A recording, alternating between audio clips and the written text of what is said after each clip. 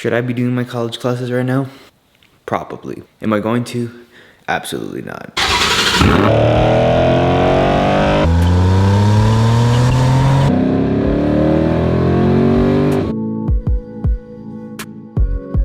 How's it going, everyone? Welcome back to the channel. This video I've been meaning to do for quite some time now. I got an update for the Bronco like a week and a half ago that I could have made this video for. I've also wanted to configure my spec on camera for quite some time, show you guys what I'm gonna do. So all of this video is a little update, spec reveal. But before I say 100%, I have to go to the Ford dealership to go double check, triple check with them that what I want to do can happen and what time frame is estimated and stuff like that. Because I want to switch my 2021 Bronco order to a 2022 Bronco order for a couple of reasons, which we will go over after I talk to them and get everything sorted out, basically.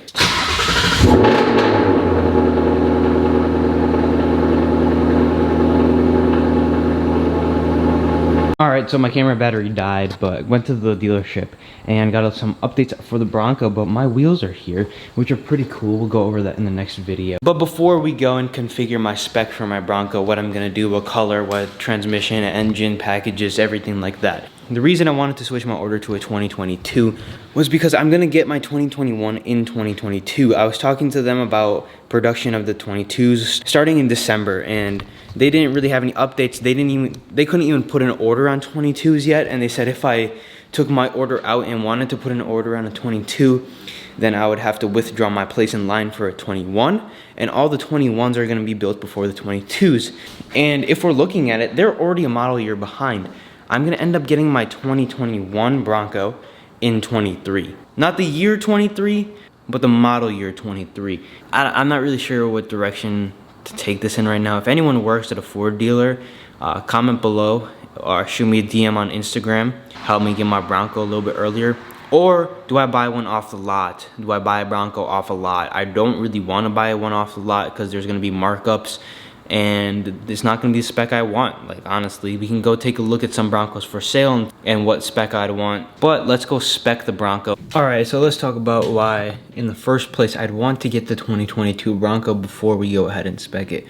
The 2022 has got rid of a couple of colors. The dark blue is no longer available, the dark red is no longer available, and nor is the blue that was only offered in the first edition, which makes sense because it's the first edition Bronco and the limited color to go with it is gonna go. Not sure why they're getting rid of the dark blue or the dark red. The dark red is being replaced with a matte red, so I guess that's why. The dark blue is not getting replaced, but they're adding a dark green. Originally, I wanted to get the dark green when I saw it come out, but I'm not really sure what to do, but let's spec a 2021 and just keeping those couple things in mind. Okay, so let's spec out the Bronco now that we are on the computer. Let's go to the Bronco, we were kind of already there. Before we start configuring my Bronco, I'll show you the color they got rid of. They got rid of this blue lightning color on the first edition, which makes sense because all the rest of the colors you can get on a more base model Bronco. The first edition is only gonna be available in 2021, so it makes sense for them to get rid of it.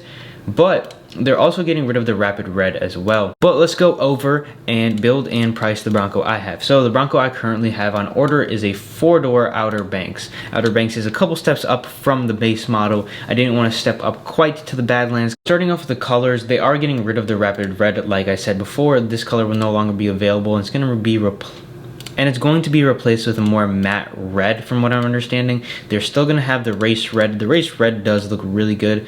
The colors I've seen in person on the regular Bronco, I've seen this one at the auto show. I've seen race red this weekend at a dealership that I was just going to check out to look at the Bronco, and I have seen Cactus Gray on a Bronco, and I've seen Area 51.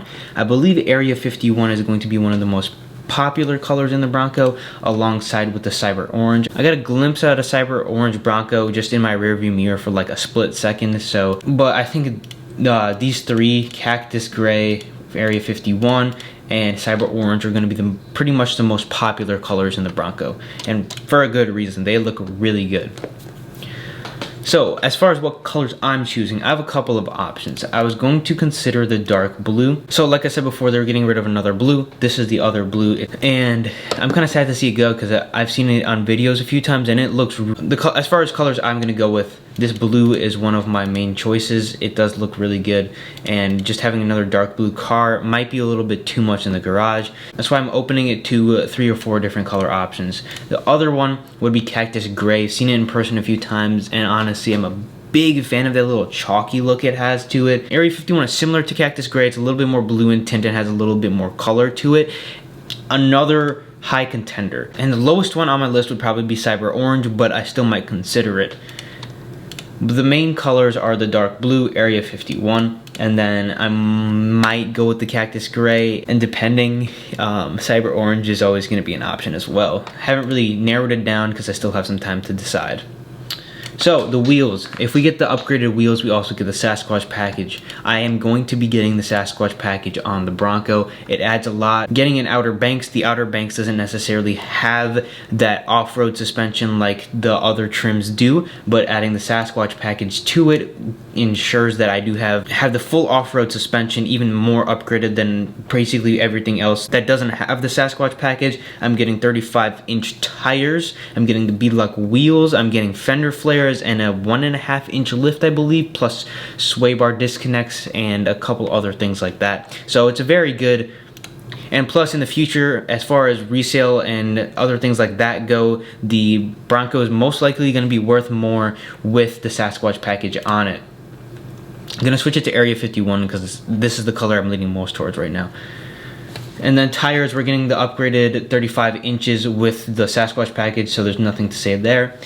As far as the roof goes, I'm going to be getting the hardtop, and included with that, I'm going to get the hardtop sound deadening. They're having problems with their tops right now. If I got a soft top, I'd wait less time for the Bronco, but honestly, I'd rather wait for a hardtop. I live in Wisconsin, plus I do not like how soft tops look, and having a hard top would be really cool. The next option is the heavy duty bumper. Now, I'm sure there's going to be a lot of aftermarket support with this truck. I'm calling it a truck because it's on a truck frame, so I think that's acceptable. But getting the off-road bumper also gives me steel bash plates, which is something I'm going to get. Most likely there's going to be a lot of things aftermarket that are going to be done to my Bronco. I'm not going to keep it stock in any way, but I think Ford did a really good job with this upgraded front bumper. And for $825, an aftermarket one is probably going to cost at least $1,000, and it might not even be the metal bumper that I would be looking for. So this is one thing that I am going to get for sure. Paint protection film, I'm probably going to end up having to PPF the entire thing. This paint protection film isn't the paint protection film in this isn't covering the whole car or anything like that. It's just covering this little bit here, which is probably going to be cheaper if I get it done afterwards. Plus, I'm going to have to PPF this a little bit more onto here, a little bit more on the hood, as well as down here, and this windshield trim. So if it's going to go into the shop for a couple $100s of PPF, I'm not going to be bothered to get it from Ford. The brush guard, this is going to have to be one thing that I'm going to get aftermarket. I'm not a big fan of this brush guard. It covers the Bronco logo, and honestly, I think the Bronco looks better without it.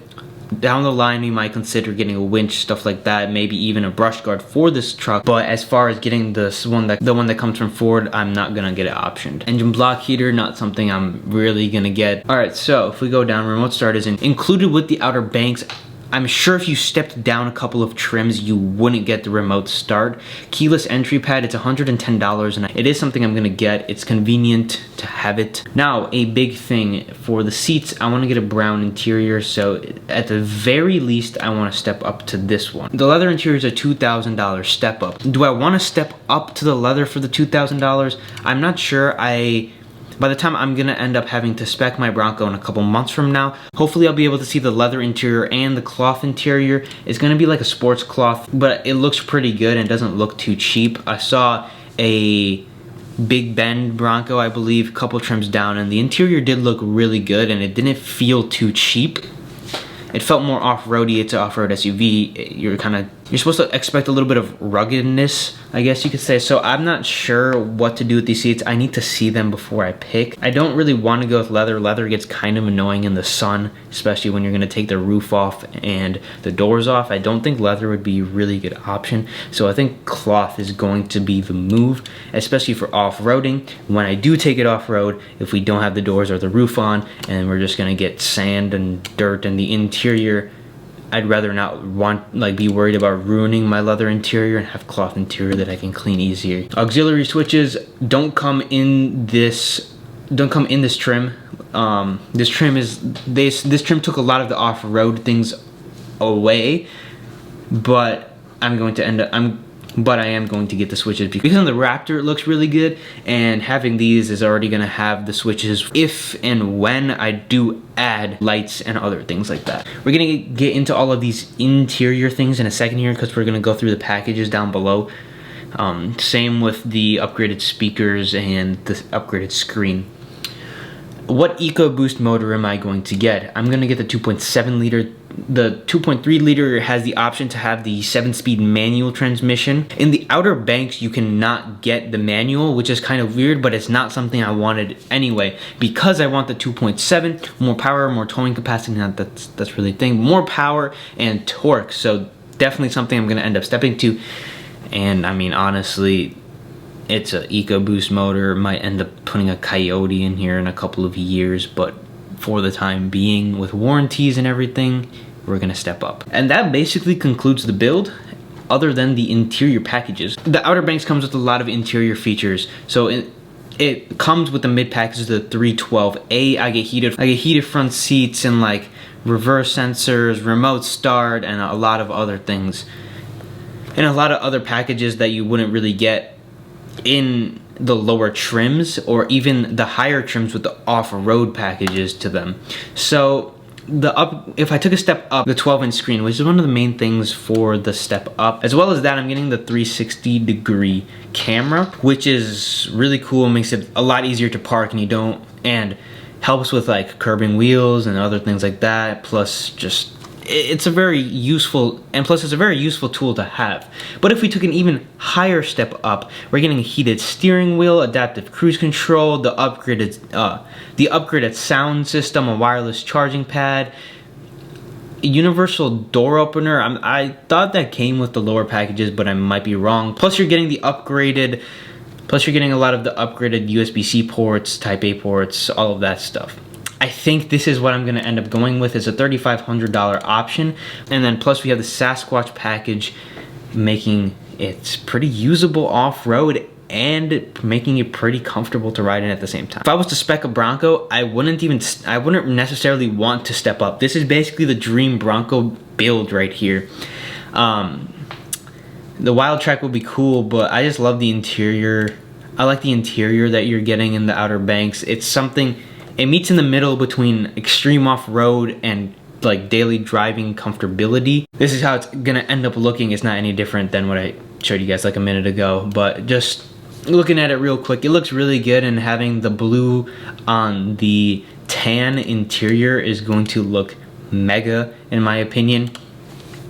Another reason I don't necessarily want to go with the Cyber Orange would be because it looked decent with the brown interior, but the dark blue would look really good with the tan interior. So does Area 51, and Cactus Gray would look okay with it. That's why it's a little lower in my list. But yeah, what do you guys think about the Bronco build? What would you change? What would you do differently than what I did? After it's all said and done, this is gonna cost me it's gonna end up costing me probably like $57,500 including tax, probably $58,000 with delivery fees and everything like that. But as it sits, it's $56,690, so that's pretty cool.